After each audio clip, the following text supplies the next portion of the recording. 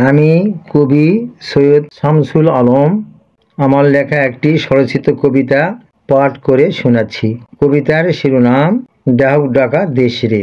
ওই ডাহুক বনে ডাহুক ডাকে, ঘুঘু ডাকে আম বনে, সন্ধ্যাবেলা বক ডাকে কক কক বাঁশ বনে, শালিক ডাকে আমের ডালে, দোয়েল ডাকে ঝোপের ধারে, গাংপোকরা পুকুরে মাছ রাঙা দোলে রে, ঝপ করে ধরে মাছ যায় যে বাঁশের আড়ালে, পানকৌড়ি ডুব দিয়ে মাছ ধরে ওঠে রে, ময়না পাগলার পুকুরে কত ভেলা ভাসে রে, ছেলে মেয়ে ভেলার উপর ভেলা ঠেলে নাচে রে, তাল পুকুরে তাল পরে ধূপধাপ ওঠে রে, রাজনগরের বড় শিমল গাছে শগুন বাসা বাঁধে রে, চন্না সাঁওতাল তীর মেরে শগুন দুটো তারাই রে, বেল পুকুরের শত বেল রাখালেরা খাই রে, সামার জাইদুল খেলা করে গুজি খেলায় দুপুরে, শালিক পড়ে শুকনা কুচরি বানায় ধোয়ার মাঝে খাই রে, ডাউক ডাকা দেশ মোদের, ঘুঘু